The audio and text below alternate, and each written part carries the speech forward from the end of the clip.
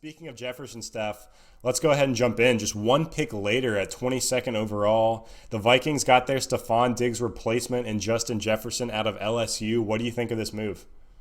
I love it. The one thing that is a little bit concerning to me, though, is just the skill set doesn't really fit that Stefon Diggs mold. He does have 4.43 speed, but in my opinion, he's more of a slot guy, and that's what a lot of the evaluations and player profiles on him kind of say. He has fantastic hands, but he does struggle at times in press coverage, especially when they're going up some of the better corners in the league. When I look at this offense and the Vikings passing game, it's like inevitably the Vikings are going to need him. If Thielen goes down, he's the guy. I don't see Tajay Sharp posing a big threat to Justin Jefferson, in my opinion. And he could quietly get the most targets and receptions out of all these first-round wide receivers. So I love him in a PPR. I put him right there. Like, if we're just taking shots, all these guys really were taking shots later in redraft. Yeah, I put him up there with Ruggs and Rager. I probably have him at 3 if we're just looking at upside there. His ceiling is not going to be capped like CeeDee Lamb or Judy, where there's a lot of other options, or a learning new quarterback there like Drew Lock. But his ceiling is capped with how little Minnesota passes the ball. But with that said, I still think Jefferson could actually finish the highest out of all these first-round wide receivers, and he may be number 1 in my rankings as we get closer to August. Wow.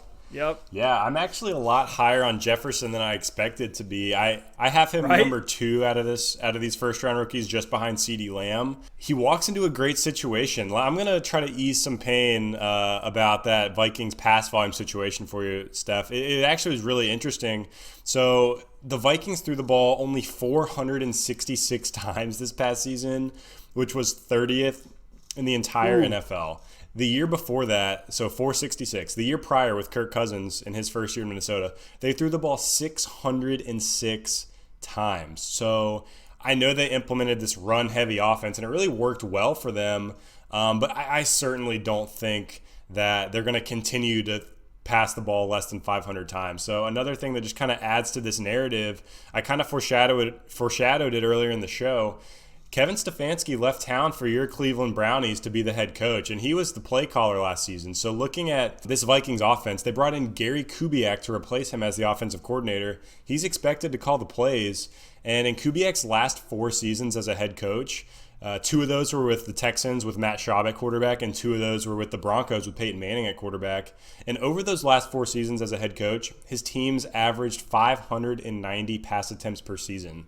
So Nice. Just looking at what the Vikings did as recent as 2 years ago, and looking at what Kubiak's done in the past as a head coach, I really think the pass volume is going to go up. No, I'm not saying they're going to throw the ball 600 times, but 466 times last season is brutally low. I think ballpark for them is more like 525 to 550 pass attempts.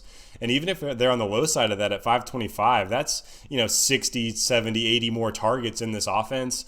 And, add in the fact that Stefon Diggs is gone and Jefferson is going to slide into a nice wide receiver 2 role alongside Adam Thielen. And I certainly think that there's some opportunity here. So I do think the Vikings are going to throw the ball more. I love Justin Jefferson as a pick here for the Vikings, and I think he will have some fantasy value in 2020.